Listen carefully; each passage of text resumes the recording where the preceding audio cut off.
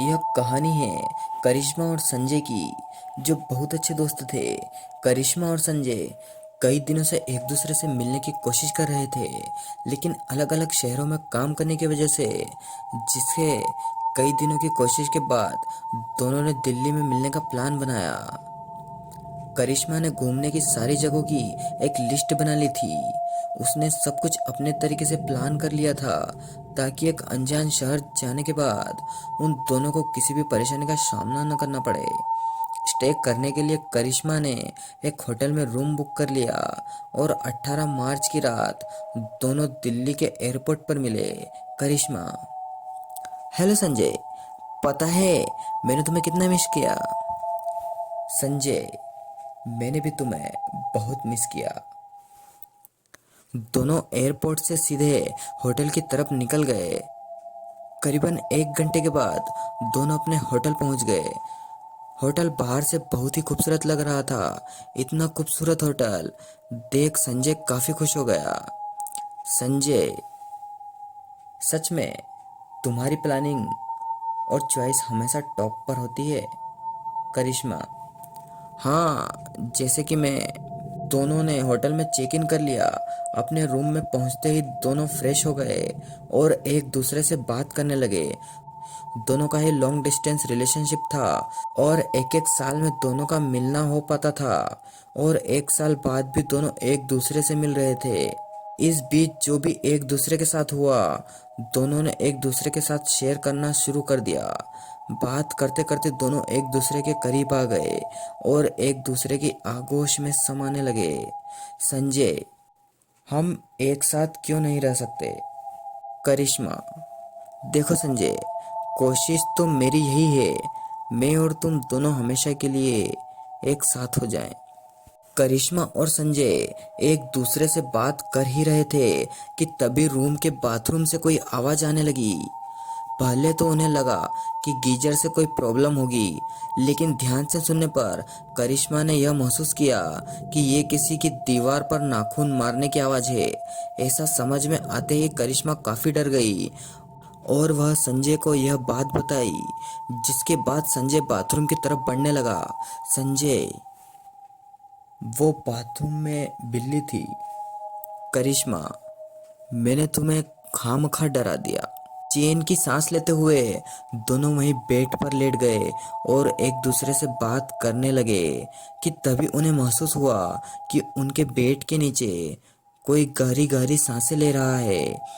अब ये बात दोनों ने महसूस की कि जिसके बाद करिश्मा ने बेड को नीचे देखा। उसे जो दिखाई दिया उससे करिश्मा की सांसें अटक गई और वह जोरों से चिल्लाई। संजय को कुछ समझ नहीं आया और उसने भी जब बेड के नीचे देखा तो वह उसे कुछ दिखाई नहीं दिया। करिश्मा को अब उस कमरे में कुछ अजीब लगने लगा था। उसे वह किसी तीसरे के होने का एहसास होने लगा। संजय ने उसे बहुत समझाने की कोशिश की, लेकिन करिश्मा अब वहां रुकना नहीं चाहती थी। तभी सामने लगा शीशा अपने आप हिलने लगा। इस डरावने नजारे को देख दोनों की सांसें फूलने लगी। अब बात साफ थी, सच में इस कमरे में कोई तीसरा था, पर कौन। अचानक ही शीशा टूटकर चकनाचूर हो गया, लेकिन अब तो उन दोनों ने देखा वो बेहद ही परेशान करने वाला मंजर था। उस कमरे में एक कैमरा पहले से ही लगा हुआ था, यानी अब तो जो भी उन दोनों के बीच हुआ वो सब उस कैमरे में रिकॉर्ड हो चुका था।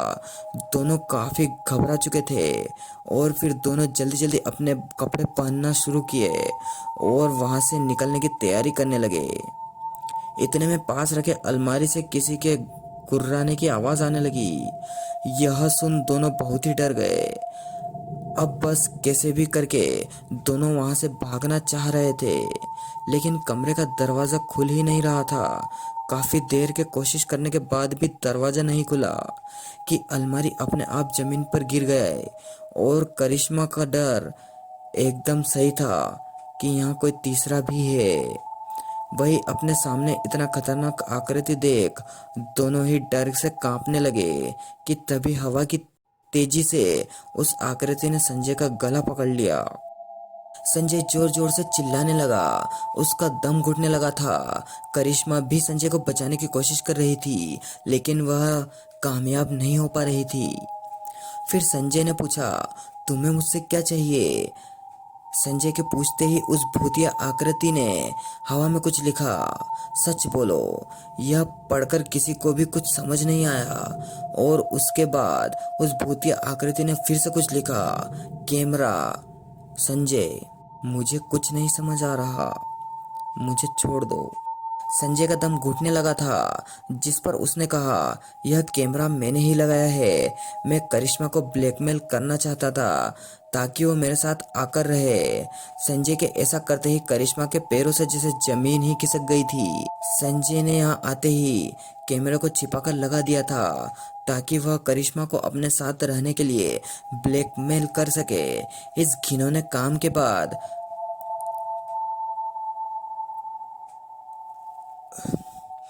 इस घिनौने काम के बाद करिश्मा टूट चुकी थी।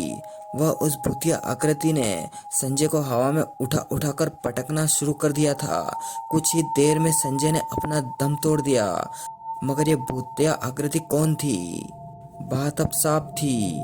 उस भूतिया आकृति ने करिश्मा की जिंदगी को नर्क होने से बचाया और संजय को इसके लिए सजा दी। भूतिया आकृति कहती है, करिश्मा, तुम रो मत, मैं तुम्हें बचाने ही आई थी। इस धोखेबाज इंसान ने मुझे भी ऐसे ही बर्बाद किया था। मैं कमजोर थी और मैं डर के कारण आत्महत्या कर ली थी, लेकिन आज मेरा बदला पूरा हुआ। अब ये किसी के साथ भी ऐसा नहीं कर पाएगा। तो दोस्तों, आपको कहानी कैसी लगी कमेंट में ज़रूर बताएं। साथ ही वीडियो को लाइक और चैनल को सब्सक्राइब ज़रूर कर लें। और अगर आपके साथ भी ऐसा कोई डरावना किस्सा हुआ है तो आप हमें कमेंट करके ज़रूर बताएं। और आप हमें अपनी कहानी ईमेल भी कर सकते हैं।